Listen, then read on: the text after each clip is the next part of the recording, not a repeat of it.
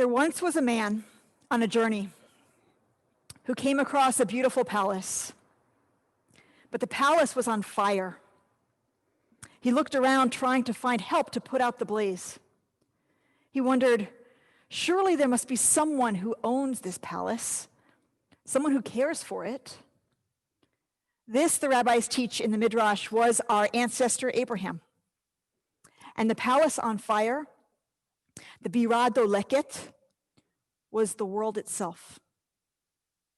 Seeing the world on fire, the world consumed by chaos and corruption, Abraham looked around for someone to put out the flames.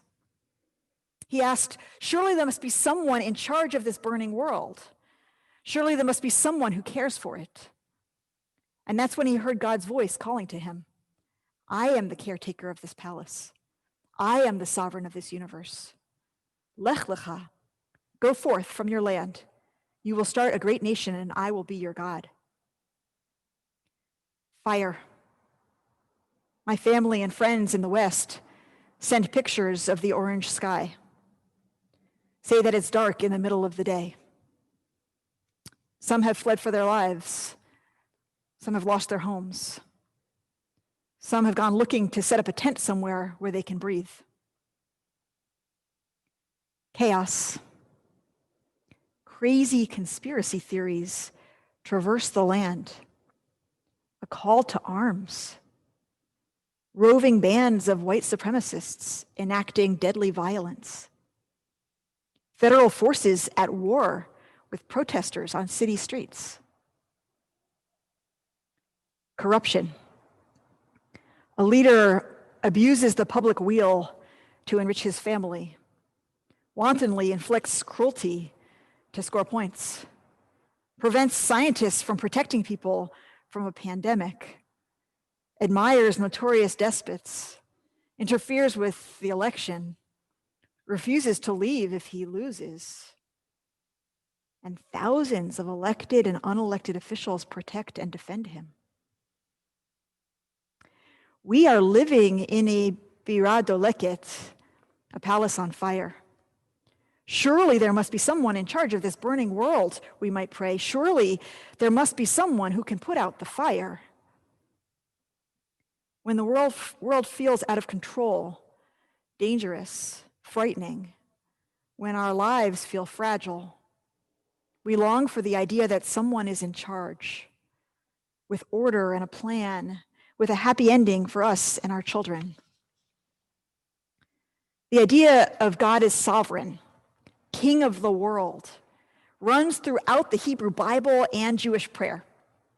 From the Motzi to the second line of the Shema, you cannot live a day as an observant Jew of any kind without calling God King. Today, Rosh Hashanah is the coronation of the King.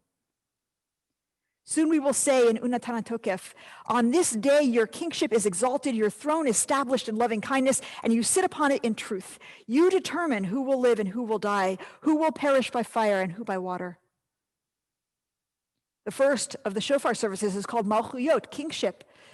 May you rule in glory over all the earth. Then all who breathe shall say, Adonai, God of Israel is king, and his kingship is over all of his dominion. Avinu Malkeinu, we sing. Our Father, our King. Honestly, these words have been impediments for me all my life. Maybe that's true for you too. I do not believe that there is actually a king in the sky. I've chafed against Malchut, the idea that God is king. I've ignored Malchut. I've struggled to find my way to God despite Malchut. But this year, I get it. Assuming we're talking about a multi-gendered king, of course, I'm ready for this metaphor. And I think you might be too. Because this year I understand in my kishkis the deep collective yearning for good governance.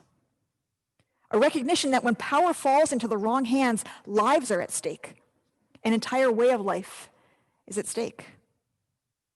When our ancestors decided to reify the metaphor of Malchut, to make God king in every prayer, they knew what it was to live under men who gripped power and wielded it to harm. They modeled the God king as an alternative subversively rejecting arrogant human power. There's only one true king, they were saying to the pharaohs of their day, and it is not you. Of course, we know that God has no shape. God is not a man in the sky. Any metaphor and any words we use to describe the ineffable will distort and diminish. But given that words are what we have, and given that our minds need images constructed through language, the image of a leader dedicated to love and justice isn't such a bad one.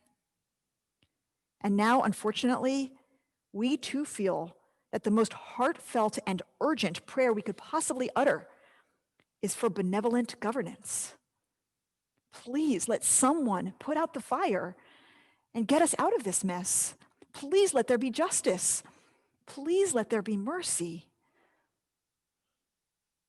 In the ancient Near East, a king was also a judge and a shepherd. And this mixed metaphor made its way down through the generations. Our king became a judge more fair than any judge, and a shepherd more caring than any shepherd. In Unatana Tokef, the king is the personification of justice, encompassing every perspective in the courtroom. The king is also a shepherd who loves and counts every lost sheep. Psalm 72 tells us that a human king should be like Melech HaOlam, the king of the universe, dedicated to mishpat v'tzedek.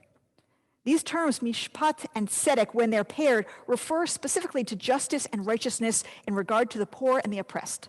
The psalm says, quote, "May they, the human king, bring justice to the lowly of the people, rescue the children of the destitute, and crush the oppressor." In other words, when we call God Melech, we're holding up a model of governance that prioritizes justice for the vulnerable. All these metaphors, the judge, the king, the shepherd, they come together in the most famous psalm of all, the 23rd. Adonai is my shepherd, I shall not want. You lead me on paths of justice. Your rod and your staff, they comfort me. This is what we mean today when we enthrone God as king. Relief from human rulers with their callousness, calumny, and chaos. For our ancestors who knew human kings like this all too well, there was no recourse, no election, no vote, often no escape. Prayer was all they had. We, on the other hand, have 6 weeks. In the next 6 weeks, we have a chance our ancestors did not have to use everything in our power, every ounce of will and effort to ensure, to protect a fair election. I can hear you saying to me, "But Rabbi, I am so tired. We've been living through 4 years of viciousness, confusion, anxiety. Add to that 6 months of pandemic with no company, no childcare, no end in sight. My heart hurts. My nerves are raw. I'm overwhelmed. And I'm lonely. It's the most I can do to fend off depression. I have nothing to give." And I say to you, I see you. If what you can do is get up in the morning and put on a mask and try to be kind, that is good enough. It's good enough because it has to be. And right now I tell you to forgive yourself and those you love because we are all only human. But if you are someone who has any energy, any time, any resources, there is no effort too great. There is no dollar too much. There is no hour too long to be worthy of our dedication right now. Justice Ruth Bader Ginsburg, Zichrona Livracha, said, "The greatest menace to freedom is an inert people." Remember, she wrote the fiery dissent in Shelby versus Holder, a seminal moment in the contemporary assault on voting rights. This is it. Freedom is on the line. Protection of this election is deserving of our most fervent prayer and our most strenuous exertion. Don't you dare think that this doesn't matter now because of the loss of Justice Ginsburg last night. It matters more than ever now. If we want to protect women's bodies and women's lives, it matters more than anything in our lifetimes. We have a burden that our ancestors did not have, the burden of democracy. Our leader was chosen, not by a majority of voters, but close. The fact that we are here, the fact that again it is likely to be close, is something that we must learn to understand. Authors Jill Lepore, Ibram Kendi, and Isabel Wilkerson, in the books These Truths, Stamped from the Beginning, and Cast, exhaustively document how the property leaders in our country from before its first day to today have managed the damning contradiction of a national identity founded on principles of universal liberty, equality, and justice against an underlying brutal reality of enslavement, massacre, and systematic subjugation of an entire caste of human beings. Lepore, Kendi, and Wilkerson document the numerous strategies over the years used to sustain this extraordinary hypocrisy, none of which has been more effective than the development of two simultaneous narratives. The first story is one that we know best: equality of opportunity for all. The second is the story told originally to landless white indentured servants, then to white wage workers and farmers, which is that their safety, their status, and their future depend upon the subjugation of Black people, the massacre of Native people, and the removal of foreigners. We want the first story to be true about America. We want to be proud of our country, and there is so much to be proud of. In order to make the first story believable, we've participated in suspending disbelief. We've chosen to accentuate the evidence of progress, the examples of inclusion, the inspiring heroes battling for justice, and we've chosen to ignore or downplay the lock of white supremacy, the hold of caste. We've chosen to see its evidence as incidental and not definitional. We've chosen to believe that this country's original sins are not primary to this place we love, this place we call home. Our refusal to face our foundational underside has brought us right here. The people with the red hats and the people who are arming themselves right now are largely the descendants of European immigrants, those white landless indentured servants, those independent farmers, those wage workers. They are aggrieved, having absorbed the idea that their safety, status, identity, future depends upon the subjugation of Black people and the removal of foreigners. They're shaken by the changing colors of this country, and they're terrified at what it will mean for their place in it, for their identity, for their security, for their belonging. The problem with America at this moment is that there is no way forward without addressing the contradiction inherent to our founding. We can address it through civil war, or we can address it through truth and reconciliation. 3 years ago, my esteemed friend, Rabbi Sharon Brous, gave a sermon on reparations called "Our Country Was Built on a Stolen Beam, a Call for a National Reckoning." The title refers to a passage in the Talmud, Gittin 55a, in which the rabbis argue over this question: what ought we do if a house, maybe even a beautiful palace, is built on the foundation of a marish hagazul, a stolen beam? Rabbi Brous describes the rabbinic dispute like this: Shammai argues we must tear down the house to retrieve the beam and return it to its rightful owner. You can't build something beautiful on a lie. But Hillel has a different take. What sense does it make to demolish the palace? Let the thief pay for the beam, considering its full value as the foundation of a beautiful home. Given where we've come, given where we find ourselves, it does seem that we need to listen to Shammai, to take down and rebuild much of our palace, because in our case, it wasn't only one foundational beam. It wasn't just 244 years of trading human bodies and stealing their labor, it's been millions of stolen lives since then. From convict leasing to lynching to redlining to medical experiments and denial of healthcare to mass incarceration to police killings.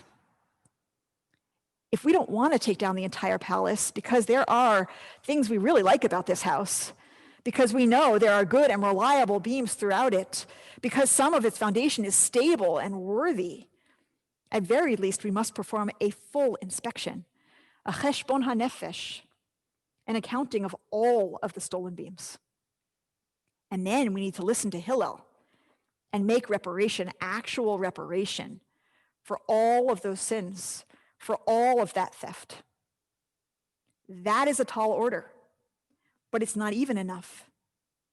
For a house divided against itself cannot stand, as Abraham Lincoln taught us.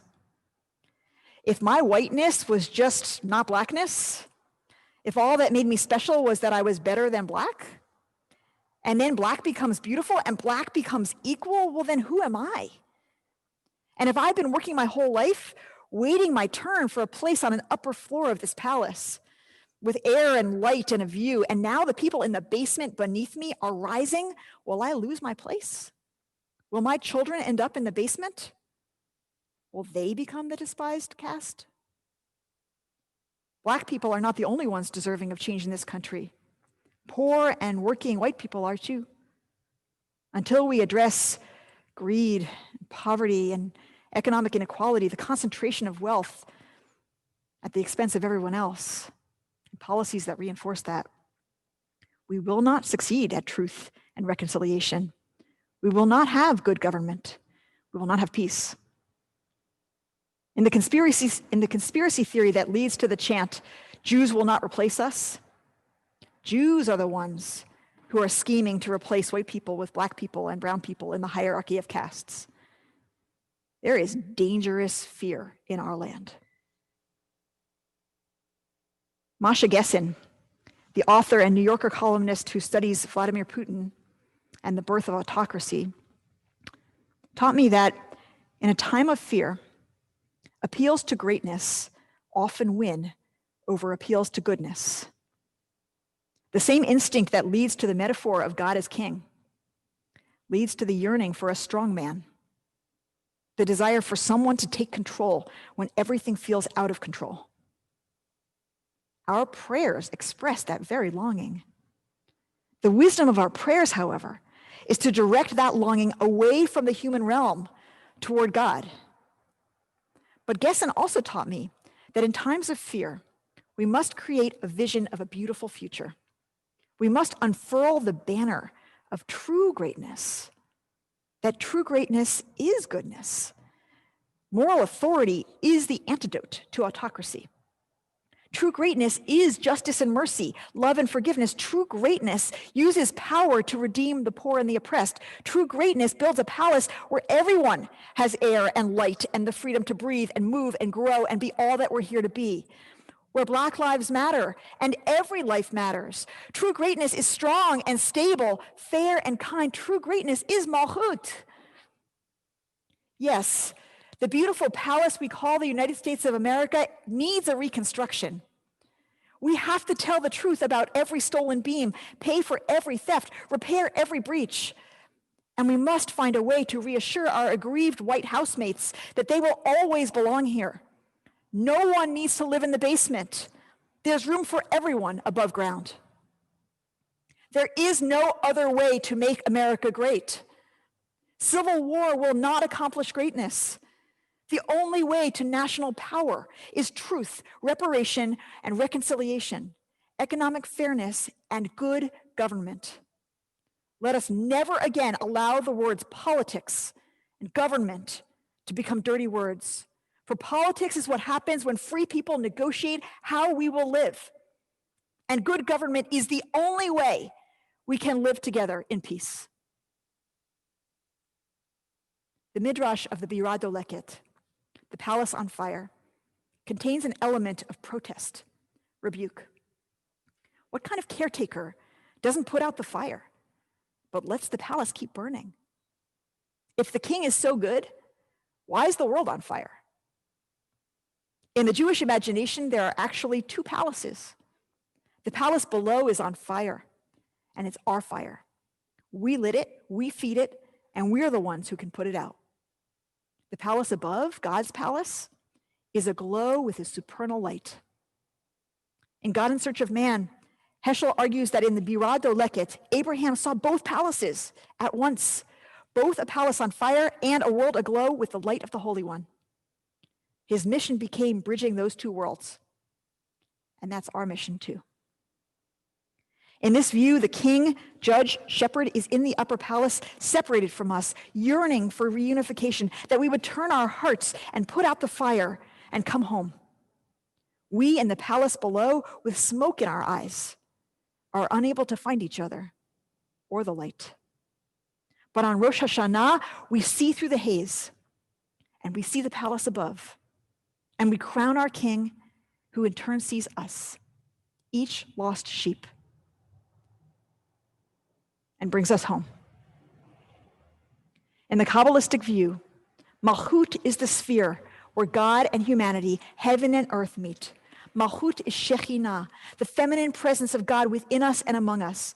It is the inner compass that directs us when we're lost. It is the aspect of God that stays with us when we're separated. It is what weeps with us when we suffer. It's what we feel between us when we come together. And it is the power running through us to put out the fire and heal our burning world. Malchut, Melech HaOlam, is not just leadership we pray for from above. It's leadership we pray for from within. Out there and in here are not separate. Our prayer for a benevolent ruler, for proper governance, is a prayer for proper self-governance.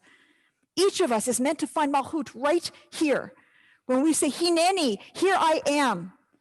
All of that goodness we pray for, that kindness, that fairness, love, truth, mercy, that relentless pursuit of justice and freedom right here.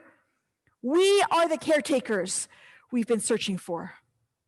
Uvachein, we're about to pray. Uvachein, and then violence shall rage no more, and evil shall vanish like smoke. The rule of tyranny shall pass away from the earth, and God alone shall reign. As it is written, the eternal shall reign forever. Ken Yehi Ratzon.